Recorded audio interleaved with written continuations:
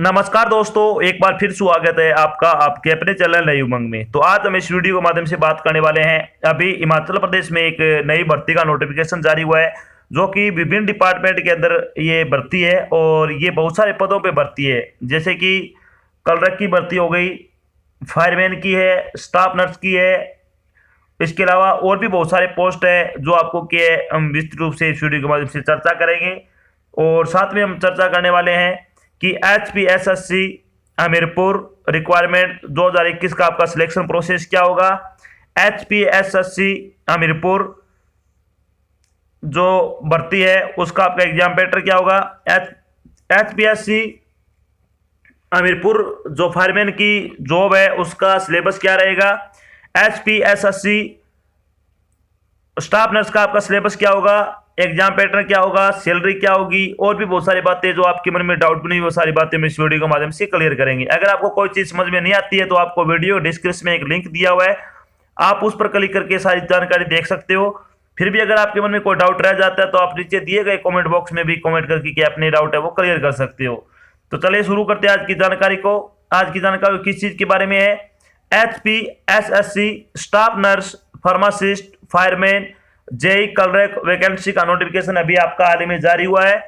तो हिमाचल प्रदेश कर्मचारी चयन आयोग यानी HPSSC हमीरपुर ने विभिन्न विभागों के अंतर्गत रिक्त पदों को भरने के लिए एक भर्ती अधिसूचना जारी की है। इस अधिसूचना के अनुसार HPSSC ने staff nurse, pharmacist, fireman, office assistant, clerk, JE, junior officer, junior technician, assistant superintendent jail और इसके अलावा और भी बहुत सारे पद है के पदों पर क्या है 379 पदों पर ऑनलाइन आवेदन है वो आमंत्रित किए हैं। योग्य और इच्छुक उम्मीदवार 10 अप्रैल 2021 से 9 मई 2021 तक अधिकारी वेबसाइट के माध्यम से HPSSC में HPSSC staff nurse, pharmacist, fireman भर्ती 2021 के लिए आवेदन कर सकते हैं।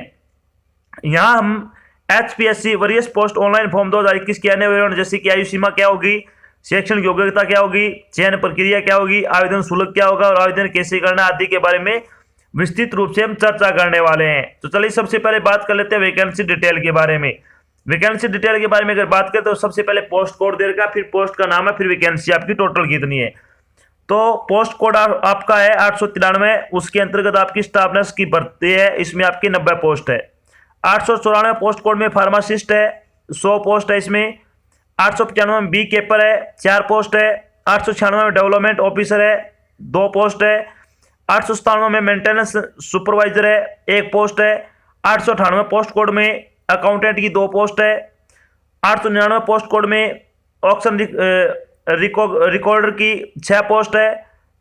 900 में क्या है जूनियर इंजीनियर की सिविल की 5 पोस्ट है। 901 पोस्ट कोड में इलेक्ट्रीशियन की 2 पोस्ट है।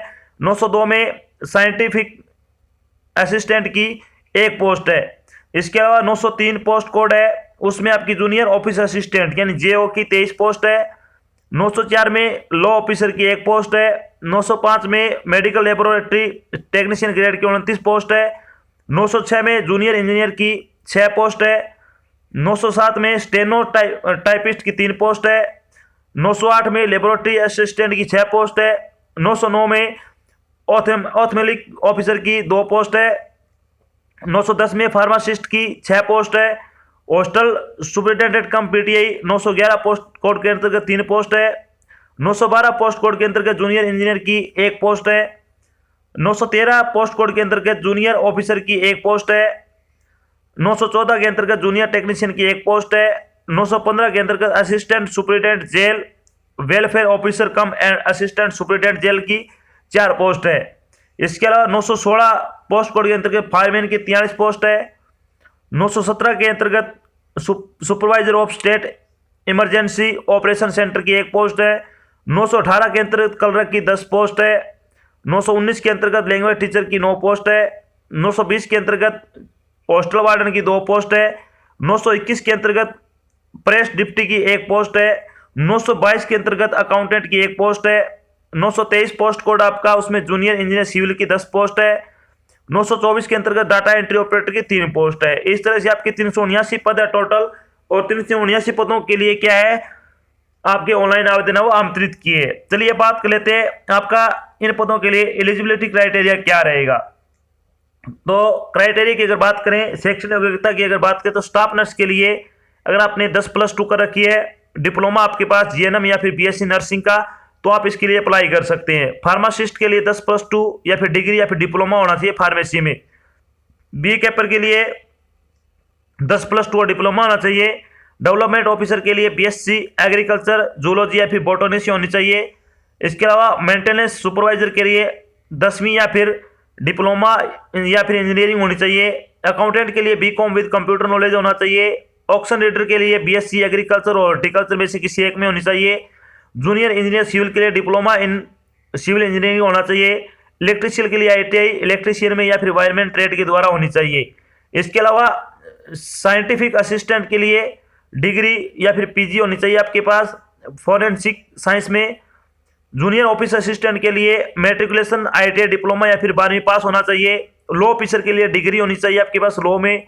मेडिकल लेबोरेटरी टेक्नीशियन ग्रेड के लिए आपके पास क्या है, बीएससी होनी चाहिए मेडिकल लेबोरेटरी टेक्नोलॉजी से या फिर मेडिकल लेबोरेटरी साइंस से। जूनियर इंजीनियर के लिए आपके पास डिप्लोमा होना चाहिए या फिर सिविल इंजीनियर में इंजीनियरिंग होनी चाहिए। स्टेनोटाइपिस्ट के लिए 12वीं पास मांग रखा है। लेबोरेटरी के लिए मैट्रिकुलेशन 12वीं और साथ में क्या आपकी साइंस से होनी चाहिए या फिर फिजिक्स केमिस्ट्री या फिर बायोलॉजी से हो सकती है। इसके अलावा ऑर्थमेलिक ऑफिसर के लिए 10+2 और बीएससी होनी चाहिए।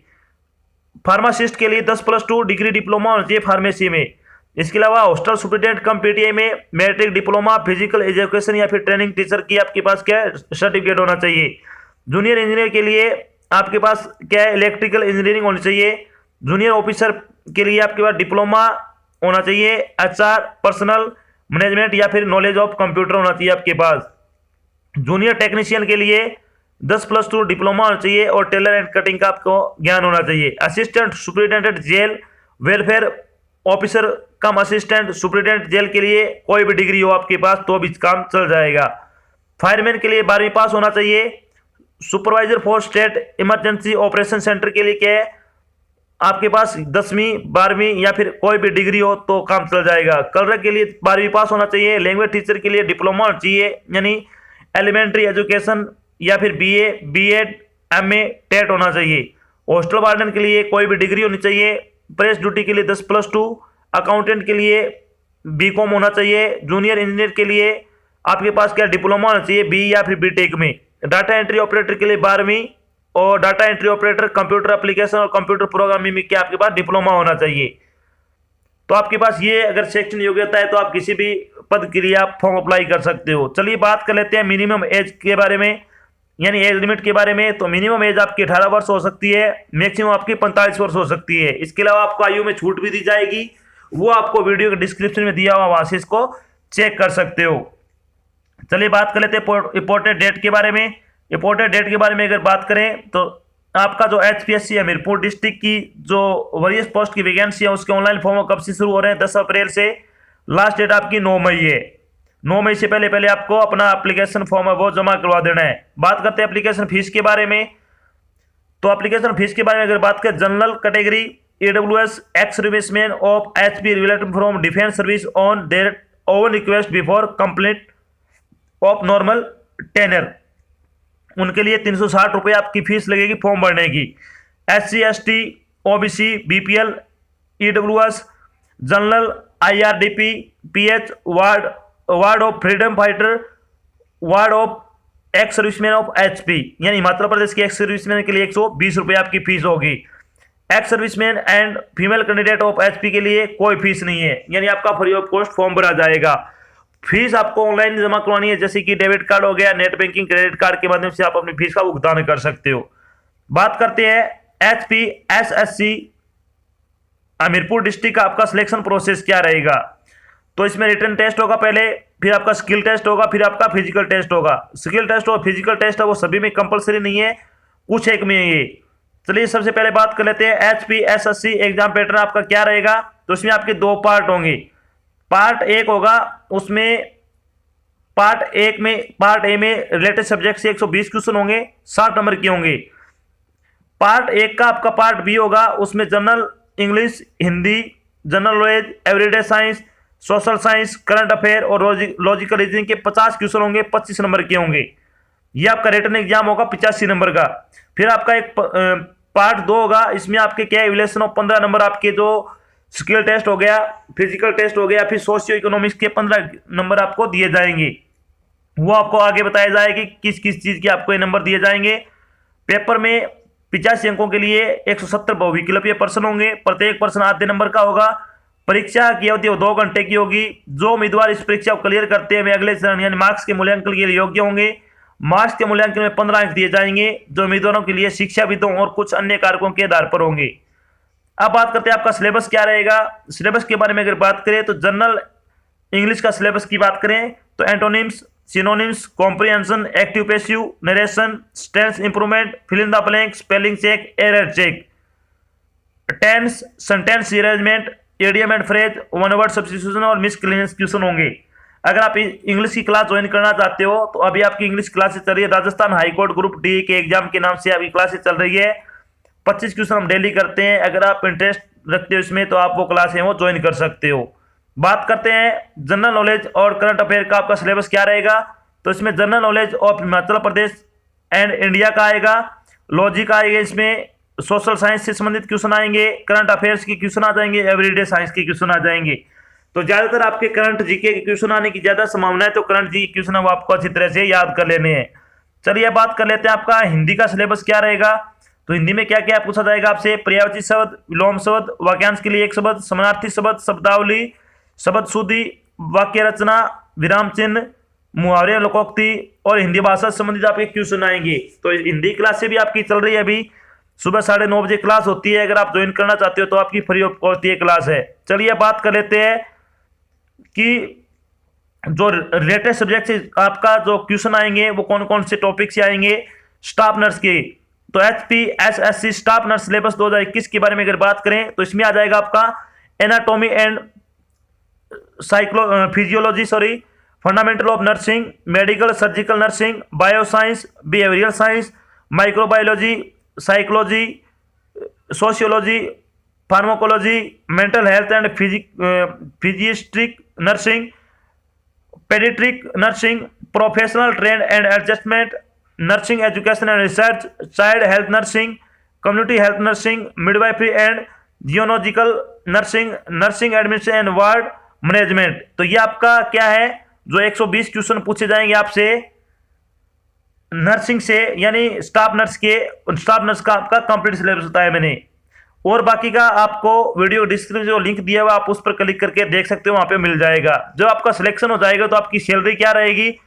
तो HPSSC staff nurse, pharmacist, fireman, JE, clerk, teacher की सैलरी के बारे में अगर बात करें तो स्टाफ नर्स की सैलरी होगी वो आपकी 10,300 से लेकर 34,800 रुपये आपकी पर मंथ के हिसाब से सैलरी होगी। फार्मासिस्ट की 6,910 रुपये से लेकर 20,200 रुपये आपकी सैलरी रहेगी। बी कीपर की सेम सैलरी आपकी। डेवलपमेंट ऑफिसर की 10,300 से 34,800 तक आपकी सैलरी रहेगी।